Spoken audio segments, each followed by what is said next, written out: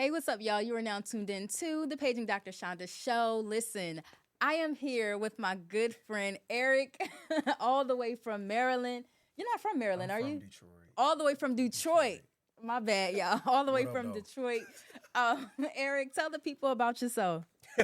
Don't get me in trouble. Don't get me in trouble. What's up, y'all? My name is Eric J. Thomas. I'm a native of Detroit, residing in the DMV area. Hey. Glad to be here with my good friend, Dr. Shonda. So my specialties are mental health, education, business, and religion. So that's me. That's it. All about Eric. Ah, please, please. I'm on your show. I'm on your show. I didn't know you were from Detroit, though. Yeah, I'm from Okay. Detroit. What up, though? 313. Okay. BMF, the boys cash out. Eastside Cheddar Boy. Come on now, don't do me like that. So, what brought you to the DMV? I came here actually to when I decided to go to Harvard and get my master's. Okay. Yeah. And your master's was in what? Social work. Got you. Social work. Got Yeah, you. that's that. Okay, so being a black man and a therapist, what made you choose Howard to go there?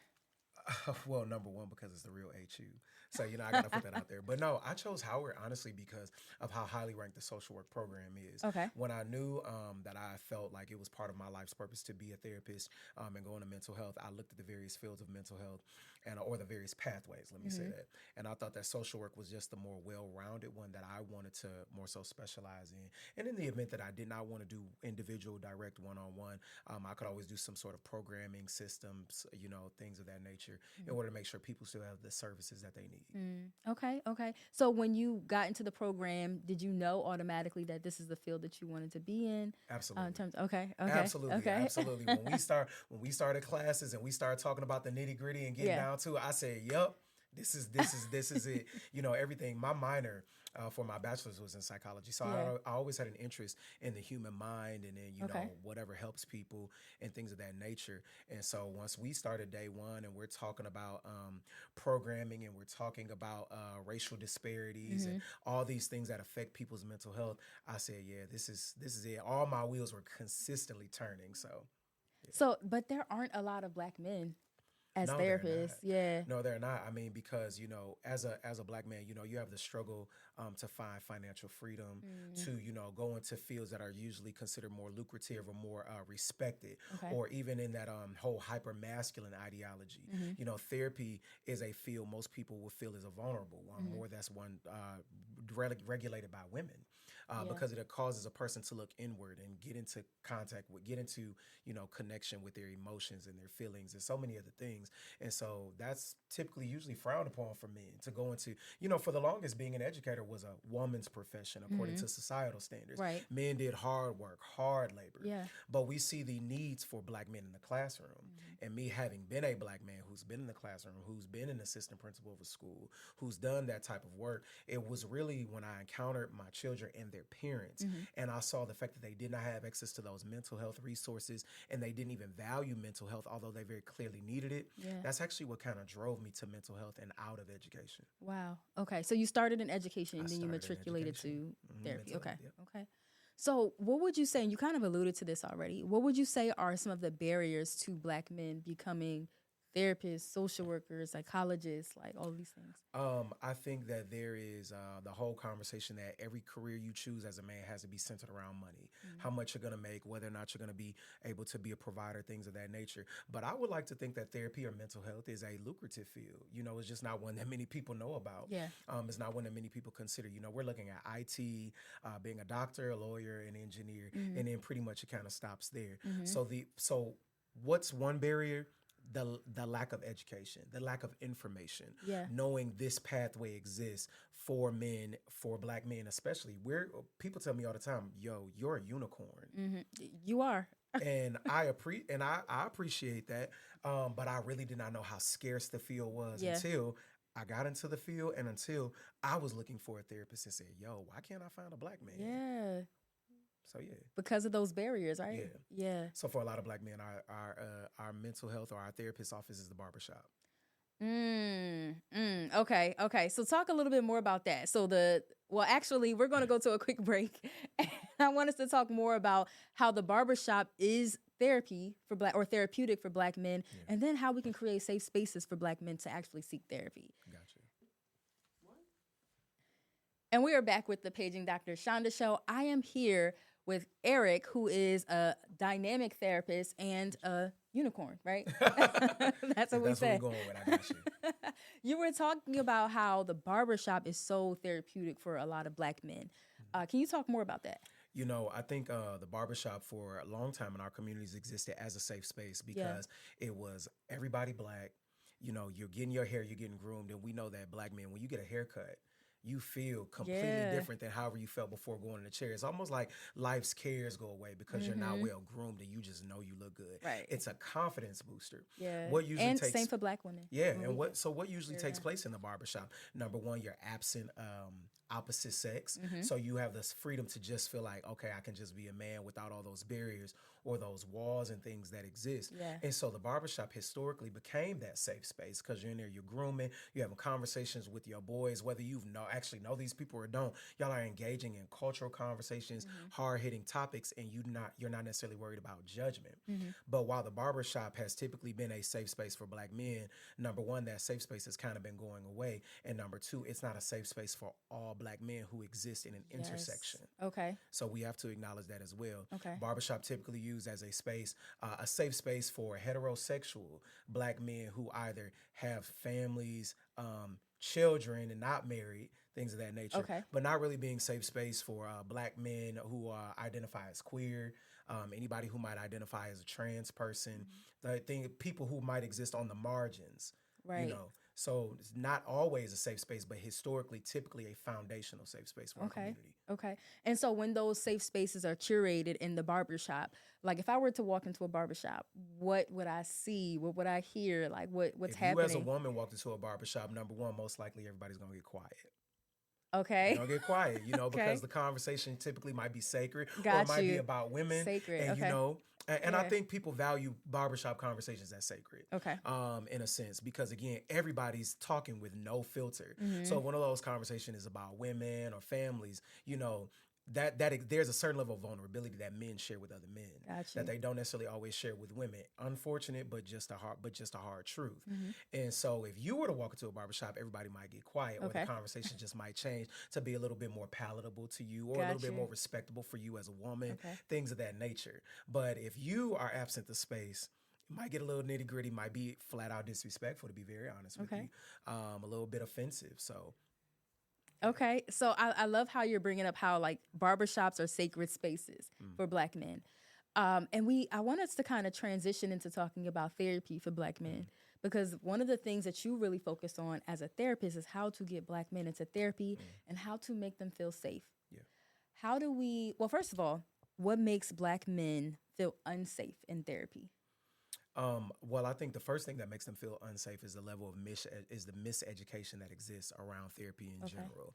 And so the miseducation that you are a man, you don't need therapy, you need to just man up. You know, these hyper masculine and these toxic masculine ideas of what it means to be a man. So at the foundation is the challenge of our very existence, our very being as a male species, the societal standards that exist that define who we are every single day and every moment of our existence. So I think that's number one. That's one barrier. I think number two, it's who you want to get that therapy from. When you finally have an understanding or an idea that says, yo, I might need to seek out therapy. Well, who exactly do I want to share that with? Well, first of all, I would like to share with somebody who I feels like can identify with me. That But part. now therapy is expensive out of pocket. Depending on how often I'm trying to go or how often I might need to go in order for me to become better or just become the person that I have the potential to be. I think number two is the fact that the insurance game as a therapist is extremely challenging and difficult, which is why a lot of therapists, especially therapists of colors, opt to not accept insurance. And, you know, we know that, you know, in practice, just how difficult it can be to sign up and partner. And then it's, do I accept your insurance? And if I accept insurance, do I accept all insurances? Am I strictly employee-based benefits? Am I accepting Medicare, Medicaid, that type of thing? So there's a lot of systemic barriers that exist that prevent men, women, people of color, or just vulnerable populations in general That part. from receiving therapeutic services. In what way does hypermasculinity, how does that impact black men from actually seeking therapy? the fact that when the idea is that when you go to therapy, you're not necessarily a real man, because why do you need to talk to somebody about your feelings and your emotions?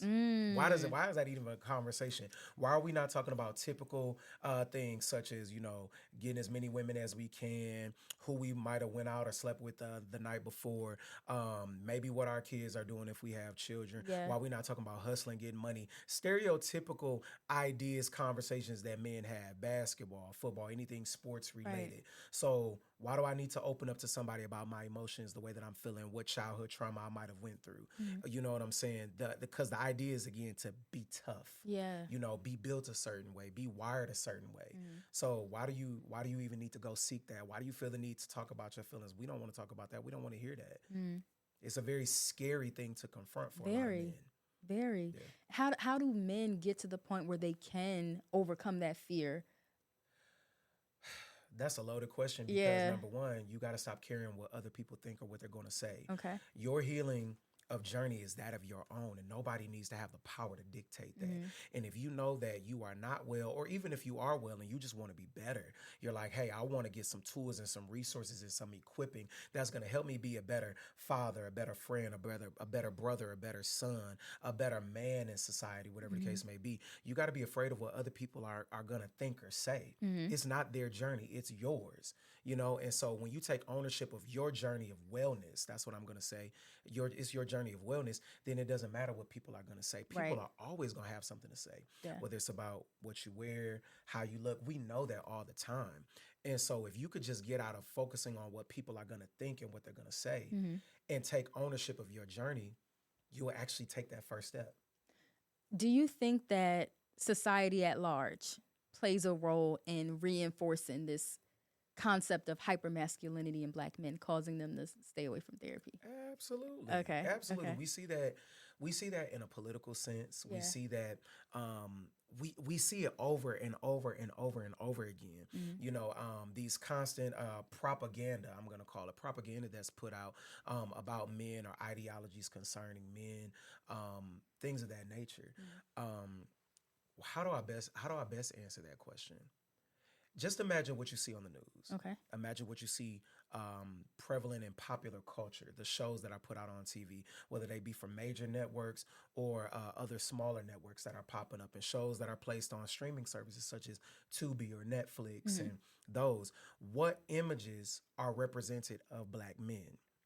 So if there's no representation of a diversity of Black men or Black women or people in general, then you are constantly going to think that you are a person on an island by yourself.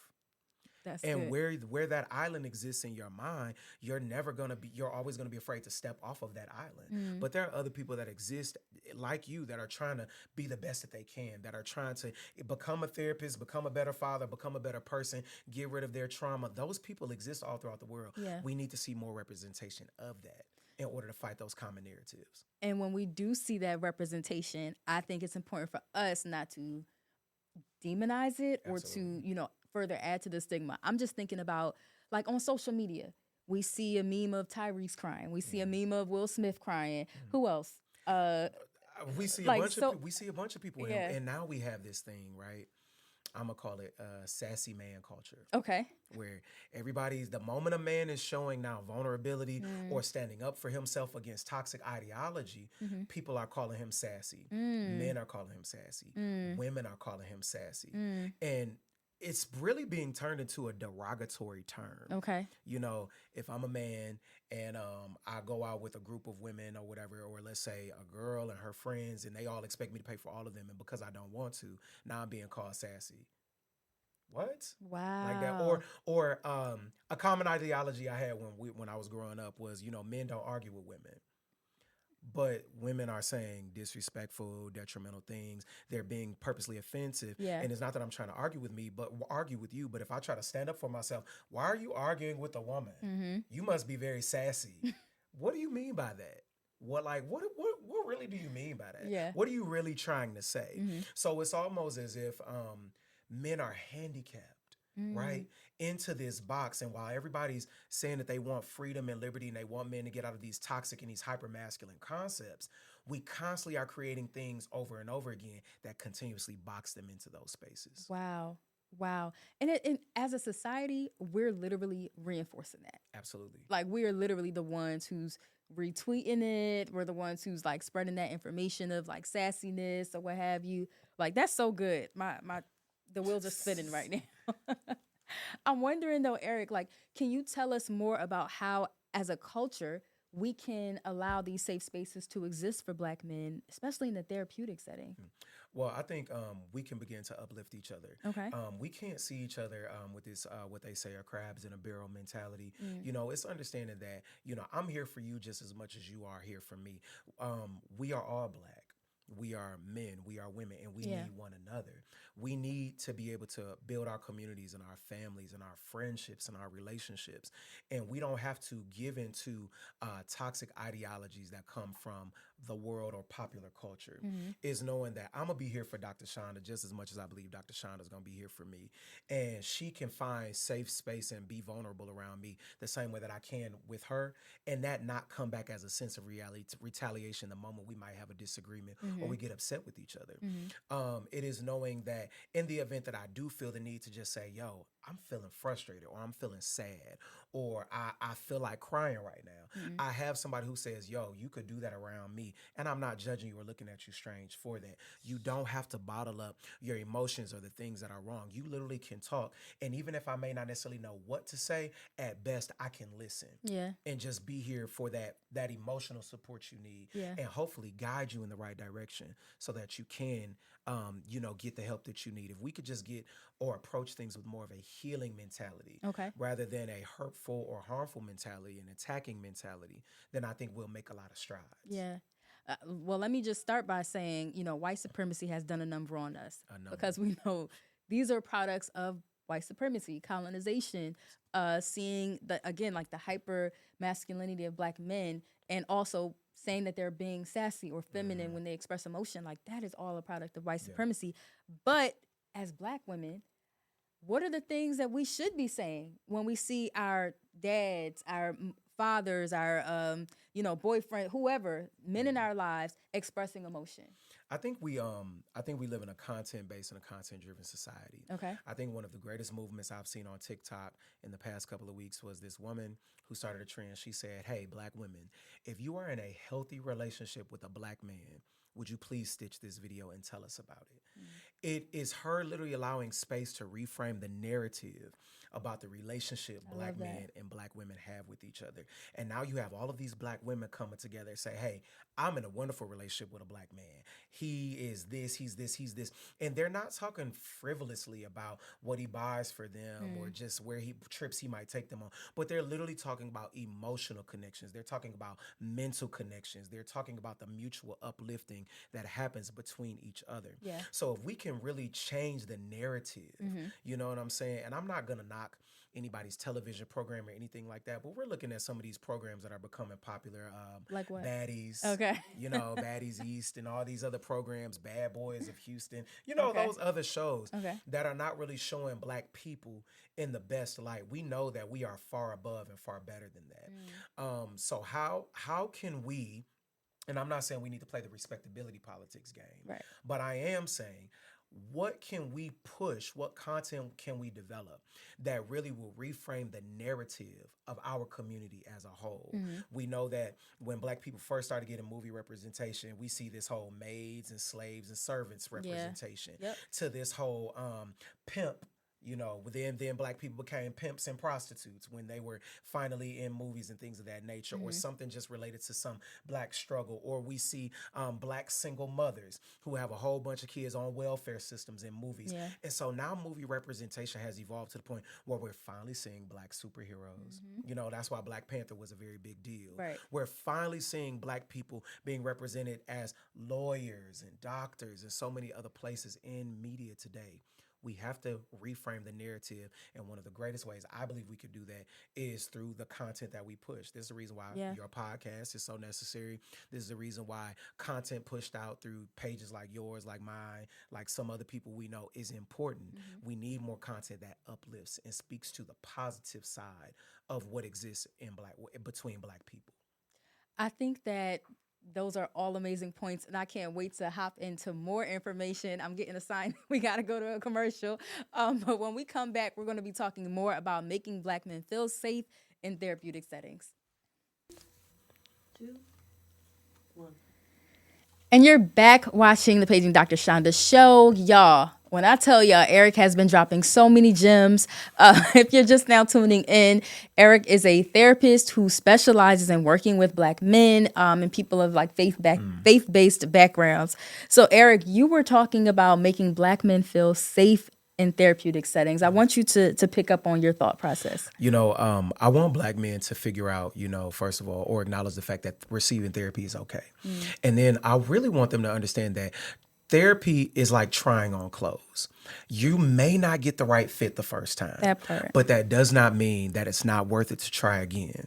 And so you might decide, hey, I've tried to get this type of therapist. Maybe I need to go with somebody who has a more expansive background. One of my specialties is cognitive behavioral therapy. You might want somebody who has a more extensive background or history with that. And so the point is you have to be diligent in your journey, and you have to realize like, hey, if this therapist necessarily doesn't seem to fit, me or what I'm trying to do or make me feel comfortable, it's okay for me to go to another one. It's okay for me to try another one again and again and again. And I know that can become exhausting, but how dedicated are you to your healing? Into your journey, your journey for wellness. And I think that as long as people know that it's okay if it's not necessarily right the first time or it's not perfect the first time, it's still worth trying again. Can you expound on that? Because I hear so many people say, oh, therapy isn't for me, when in fact they only tried one therapist or one type of therapy. People don't know that there's a variety of things out there. There's a variety of therapists. That's why you have so many pathways to becoming a therapist or a counselor, whether you have a degree in mental health counseling, marriage and family therapy, social work, professional counseling license, whether you have a master's or a doctorate in psychology or a PsyD, like Dr. Shonda, you know what I'm saying? There are so many backgrounds and so many ways to have access to the information. It's really about what you believe what you might need the best. If you believe you might necessarily need to see a psychiatrist who is a medical doctor that has a mental health component to it because they can prescribe medicine, that might be for you as well. Stay on the journey to seeking out therapy, seeking out services, and understand that everybody's not a good fit. Everybody's not a good fit, but the same way that you might go after them limited edition J's, and I know that because I love shoes, the same way you have to be diligent about seeking therapy and finding what you need. Just finding what fits for you. Right.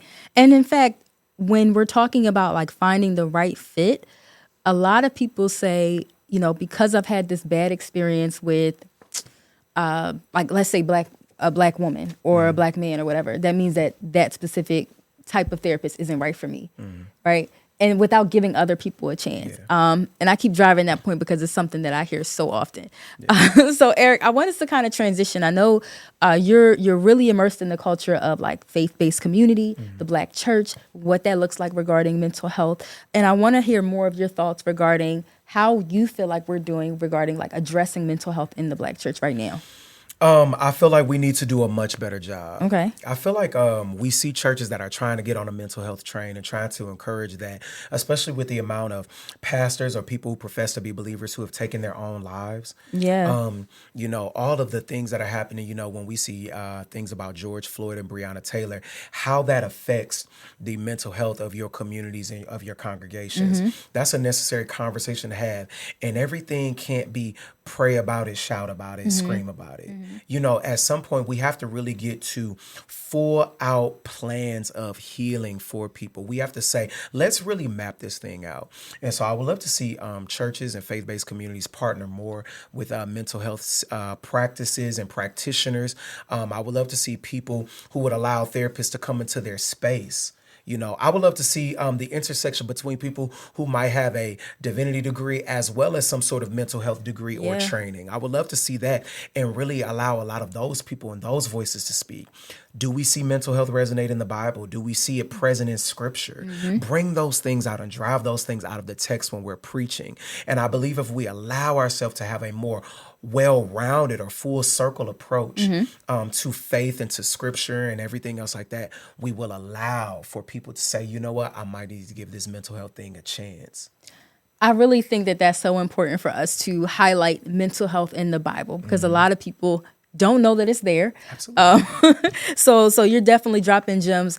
Eric, can you tell us where we can find you, more of your information? Like, what exactly does Eric have going on so we can continue to follow? Listen, you can follow me on all social media at Eric J. Thomas. You can go to www.ericjthomas.org. And I'm always down to connect and partner with anybody. So that's just the way to stay in touch with me, and we'll just go from there. We're doing a lot of things for the future and for 2024. So I'm grateful that you would even have me on today. So thank you. Thanks for coming. I appreciate you and your time. Fam love. That's all that Period. is. First fam love.